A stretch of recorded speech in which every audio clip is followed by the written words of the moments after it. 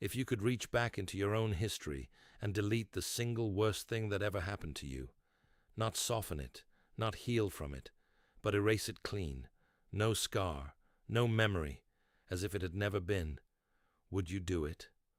Almost everyone says yes, instantly, without a flicker of doubt. The day the call came, the year everything fell apart, the person who walked out, the body that failed, the door that slammed and never reopened. Of course you'd cut it out if you could. Who wouldn't? Stay with me, because by the time we're done, about half an hour from now, you may find that yes has gone soft on you. You may find yourself hesitating over a question you thought was obvious.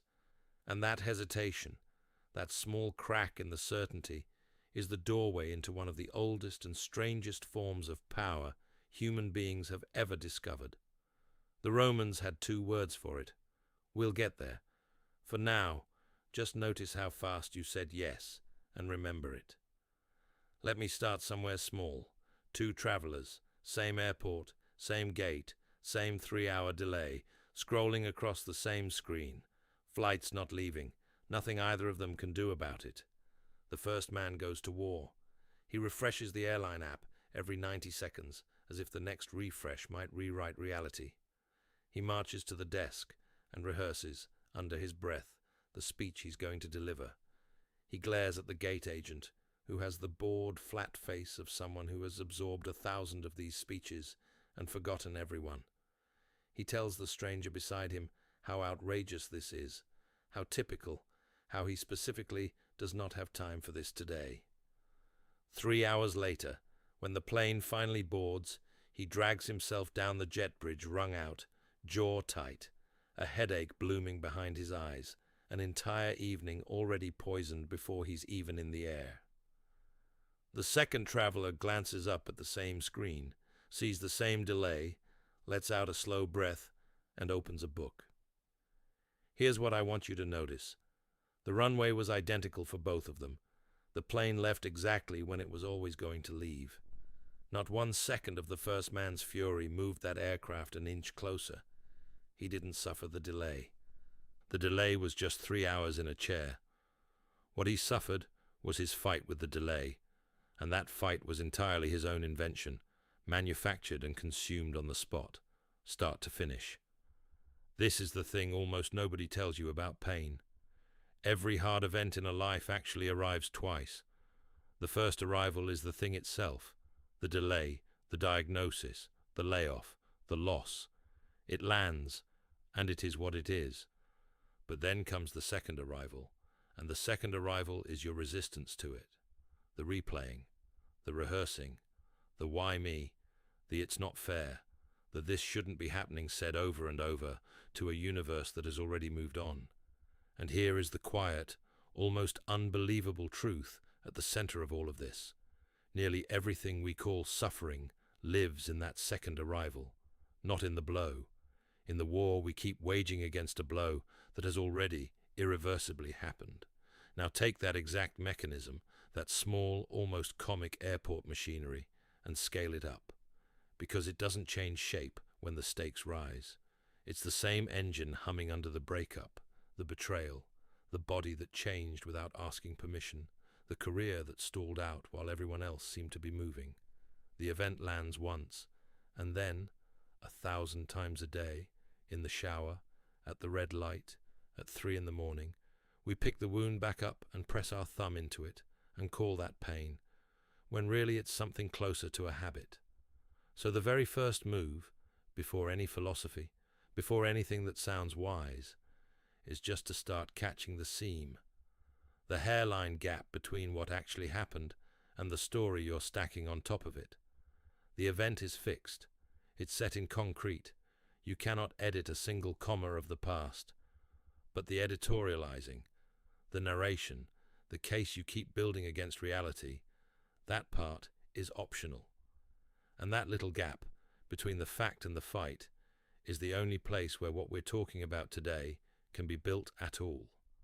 Everything that follows is going to happen in that gap. So let's say you've found the seam. You've noticed the war. What do you do instead? Most advice has exactly one answer, and it's the weakest of the available options. Most advice says, let it go, accept it, and acceptance is fine. It's miles better than rage, but it's not the top of the ladder, it's barely the middle. Picture a farmer with a low field that floods every single spring. Same water, every year, arriving like clockwork when the snow melts upstream. The first farmer meets the flood with resentment. He curses the river. He stands at the edge of the rising water and rages at the sky, at his luck, at the ancestors who bought this cursed strip of land. And he loses the whole season to his own fury, while the water rises anyway. Indifferent. The second farmer meets it with resignation. He doesn't rage, he just sags. I guess that field's gone. I guess that's just my lot. He plants nothing. He surrenders, but bitterly, with a stone in his chest, and the field sits empty and useless, and so, in a way, does he. The third farmer reaches what most people would call wisdom, acceptance. He looks at the water calmly and says, the field floods, that's simply how it is. No use fighting it. And then he turns and walks away. No bitterness, but also nothing planted, nothing gained. And then there's the fourth farmer. He looks at the very same water, same volume, same timing, same flood the other three were diminished by, and he plants rice, a crop that doesn't merely tolerate standing water, but requires it, demands it, a crop that cannot exist without exactly the thing the other three saw as their curse. 4 people, 1 river, identical water arriving on schedule. 3 of them are made smaller by it, in 3 different flavors of loss. Only the 4th turned the unavoidable into the engine. And notice, this matters, he did not have to pretend the flood was pleasant. He didn't have to call it fair, or lie to himself that he'd wanted it all along. He just asked a different question than the other 3. They asked, in their various ways, how do I survive this water? He asked, given that this water is coming no matter what I feel about it, what does it make possible that nothing else would? That's the rung above acceptance. The Romans called it Amor Fati, the love of one's fate. And I know how that sounds. Love your fate, love the flood. Sounds like a slogan stitched on a pillow. But it isn't passive, and it isn't pretending. It's the rice farmer's question, asked on purpose, about your own life. Stop aiming merely to tolerate your circumstances. Start asking, this is true now, and it isn't changing. So what is it for? Let me push the idea one step harder, because here's where it stops being merely a way to feel better and becomes a way to actually move. Think about how iron becomes a blade. The metal is not gently persuaded. Nobody talks the iron into greatness. It is shoved into a furnace until it glows, hauled out and beaten on an anvil, struck again and again by a hammer. And here's the part worth sitting with. The heat and the hammer are not interruptions of the sword becoming a sword. They are the sword becoming a sword. There is no alternate timeline where the iron stays cool and quiet and untouched on a shelf and somehow turns into anything worth holding. The blow is the becoming. Take away the fire and the force, and you don't get a gentler sword. You get a lump of metal that never became anything at all. And human beings, it turns out, work disturbingly similarly. Researchers who study people in the aftermath of serious adversity kept stumbling onto a pattern so counterintuitive they had to give it its own name: post-traumatic growth. Not everyone, and never as a tidy guarantee, but a meaningful share of people who go through something genuinely terrible report years down the line that it deepened them. Sharper sense of what actually matters. Closer, less wasteful relationships. A strange new appreciation for ordinary mornings they used to sleep through. And crucially, not in spite of the blow, routed directly through it. The hammer left a shape that comfort never could have. It's like a river running into a boulder. The river doesn't stop. It doesn't sit there sulking, and it certainly doesn't undo the boulder by force of complaint. It carves a new channel around it. And go look at almost any river. The stretch where it bent around something it couldn't move is usually the most beautiful part of the whole run. The waterfall is just the river meeting an obstacle it refused to let stop it. So when you find yourself blocked, and you will, the road closes for everyone eventually, try swapping the question one more time. Most people hitting a wall ask, how do I get back to my original plan? How do I return to the route I was on before this happened? But the blocked path isn't only asking to be accepted. Sometimes it's redirecting you. So ask instead, what is this obstacle forcing me to become that the easy, open road never would have? The constraint is not the enemy of the work. Hard limits demand a creativity that comfort never bothers to ask of you. The obstacle, often enough, is the material. Now let's go back to that question I left sitting in your chest at the very beginning. The worst thing that ever happened to you. The one you'd delete. I want to actually trace the thread, because this is where the whole idea quietly turns from clever to almost unbearable. Say the worst thing was a job. You were pushed out, humiliatingly, publicly, at 34, in front of people whose opinion you cared about. For years it sat in your memory as the lowest point, the wound, the thing you'd give anything to undo. But follow the thread. Losing that job is why you finally left the city you'd outgrown but were too comfortable to leave. Leaving that city is why you ended up in a town where the rent was lower, which is why you took that particular small apartment on that particular ordinary street. And that street, that apartment, that exact reduced circumstance is the only reason you were standing where you were standing on a completely unremarkable Tuesday afternoon when you met the person you would go on to build the next 20 years of your life around. Now, pull the thread. Reach back and delete the layoff, the way you said you would in the first 30 seconds of this. Do you get a cleaner version of your life? The same life, minus one bad year? No, you get a stranger's life. The partner, erased. The children who carry that partner's eyes, never born. The home, the inside jokes, the whole architecture of the person you actually are right now, never assembled, because the foundation you'd be yanking out is the very thing you swore was the worst thing that ever happened to you. It's the old line, the one about how for want of a nail the shoe was lost, and for want of the shoe the horse, and the rider, and the battle, and finally the whole kingdom, except run forward through one single human life. Your life is not a list of separate events you can edit one at a time. It's a tapestry. It's braided, and the darkest threads are knotted tight to the brightest ones. You cannot pull a single thread out from the back without unraveling everything stitched in front of it.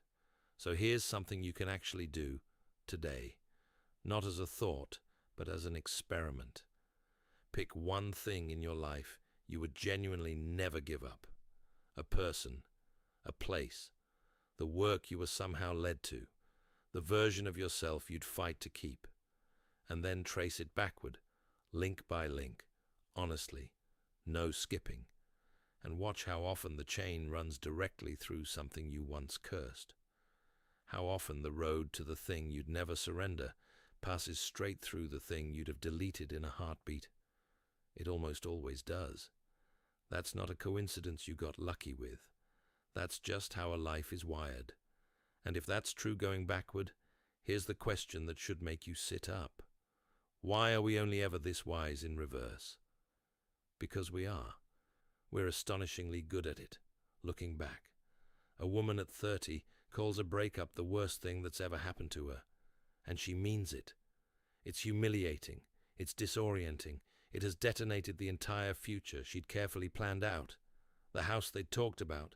The name they'd half chosen. She is, by any honest measure, devastated. The same woman at 40 calls that exact same breakup the luckiest break of her life.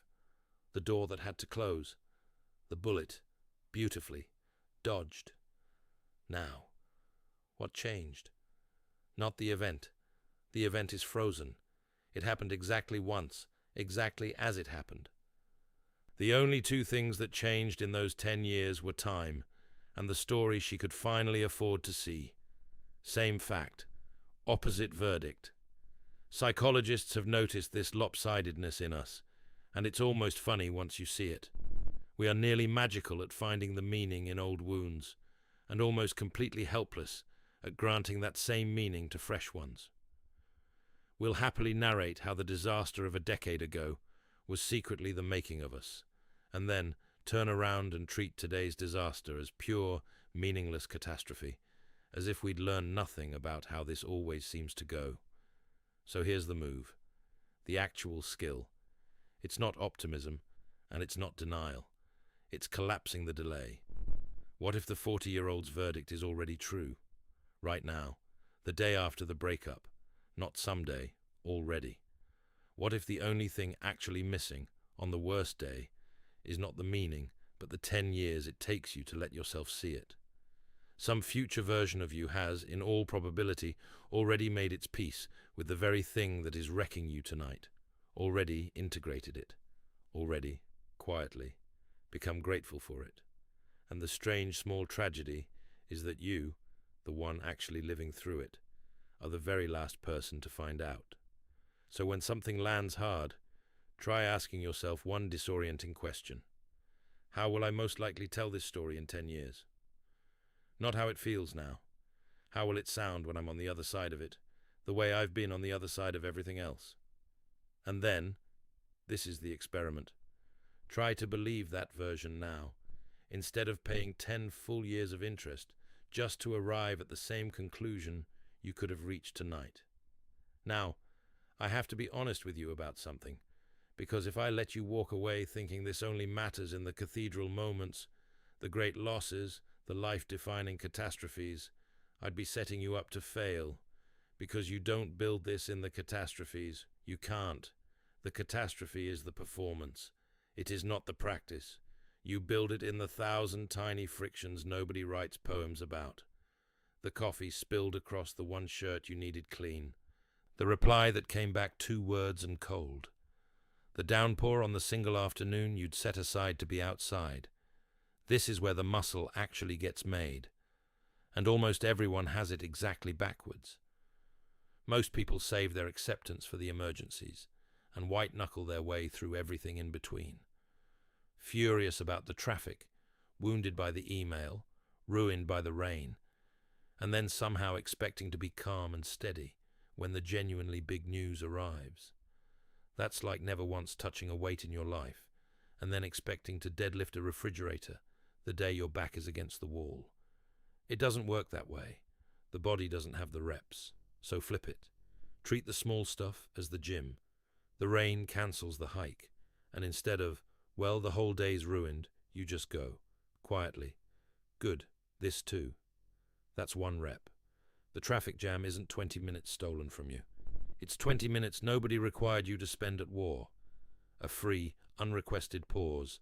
You can do anything with it, including nothing. That's a rep. The rude email is a dumbbell the day just set in your hand without asking. Pick it up. Yes, this too. And I'll grant you, said out loud over a spilled coffee, it can feel faintly ridiculous. Standing in your kitchen muttering, good, this too, at a puddle of coffee on the counter like some calm lunatic. But that mild absurdity is exactly the point.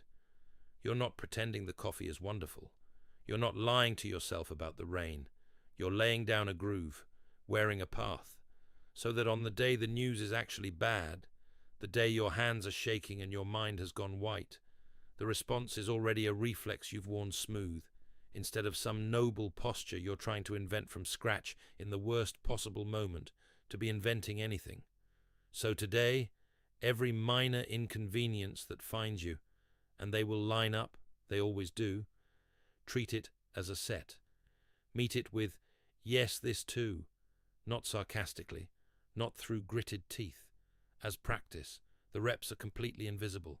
Nobody will ever see you do them.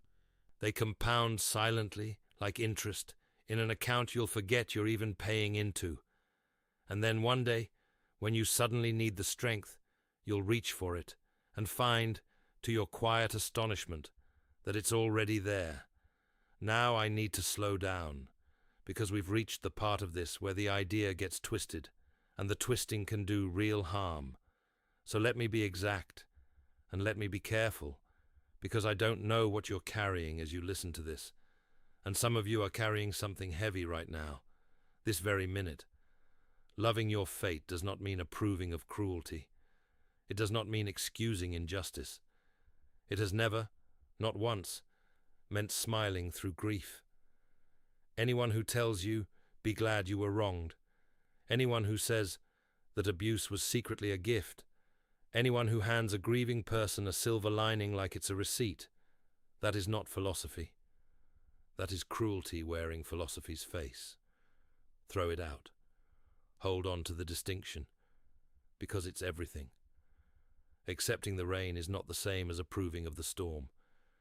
You can fully accept that something happened, that it is real, that it is in the world, that it cannot now be undone, and in the same breath refuse completely to call it good. Those are two different acts, and the whole honesty of this rests on keeping them apart. The true version of this idea is, in a way, colder than the slogans, and far kinder. It goes like this: the painful thing is already real. It has already happened. It is already woven into the world. And torturing yourself over it, day after day, does not subtract it. It doesn't undo 1 ounce of it. All it does is double it. You serve the sentence twice. Once, because it happened, and again, every time you drag yourself back to it. The second sentence is the only one you have any say over. Take grief, since it's the hardest case and the truest test. You will never love that the person you needed is gone. You're not supposed to. Anyone who tells you to is lying to you.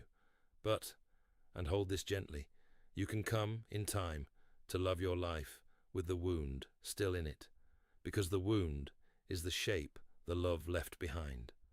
The size of the hole is the proof of how much was there. To wish the grief away entirely is to wish away the love that made it, and you would never trade the love. The ache and the love are, it turns out, the same thing, felt from opposite sides. And here's what I most need you to hear, because people get this exactly wrong. Accepting the present is not surrender. It is the opposite of surrender. Marcus Aurelius practiced this exact discipline of meeting reality as it actually arrived, while running an empire and fighting wars on its frozen edges, burying his own children, holding a crumbling world together with his hands. This is not a philosophy for the passive.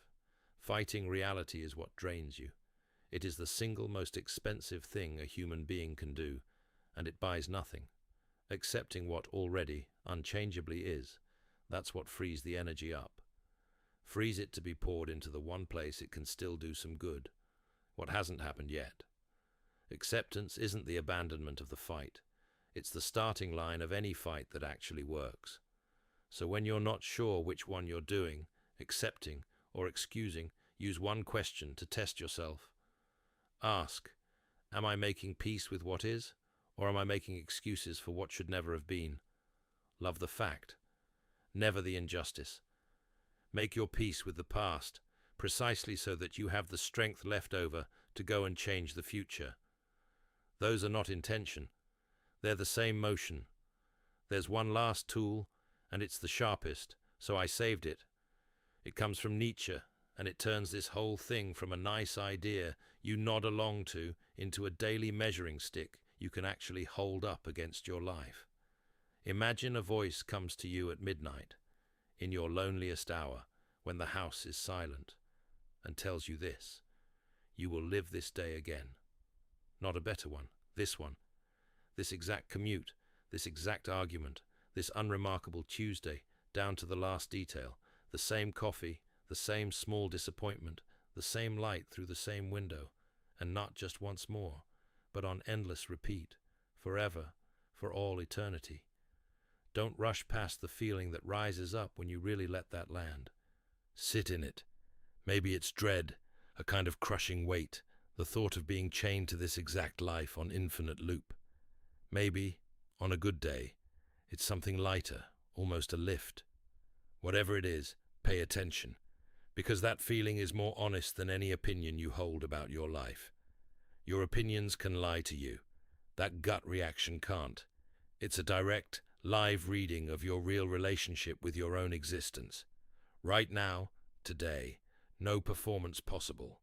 And then make it small and practical, because grand thought experiments mean nothing if they don't change a Tuesday. 2 bookends on the day.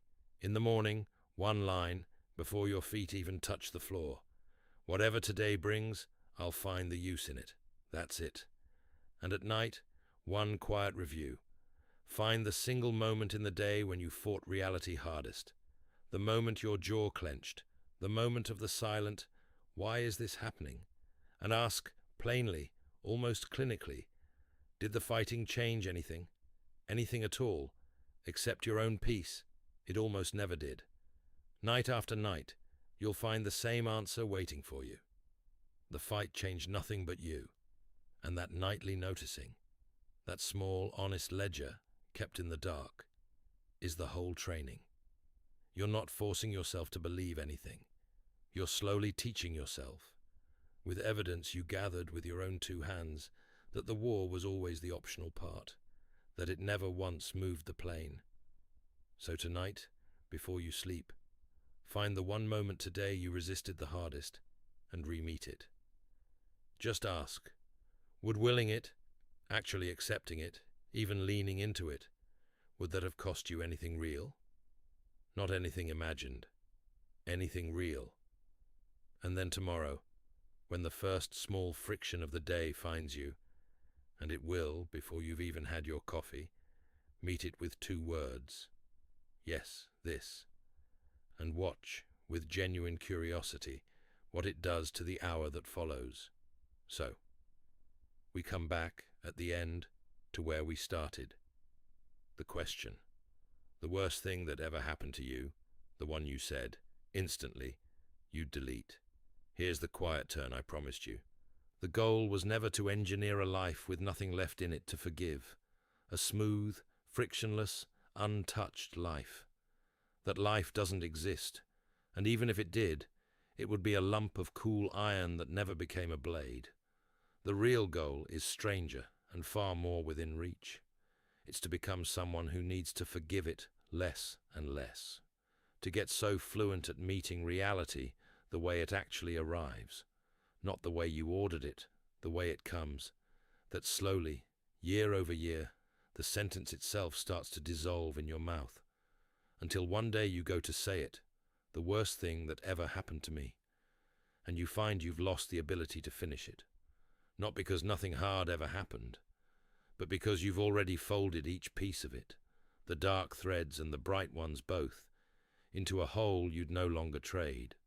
That's why the yes goes soft. That's the hesitation. It's not confusion. It's the beginning of being free. You won't get there in an afternoon. Nobody does. But you can start tonight, with 1 spilled coffee, 1 bad email, 1 honest line in the dark before you sleep. If even 1 idea here handed you a slightly different way to hold your own life, that's exactly what this channel exists to keep doing, quietly, 1 of these at a time. So keep it playing, or subscribe, and let the next one find you when you need it. Because you will need it sooner or later. Everyone does, and it's a good deal better if it's already there, waiting when the day comes.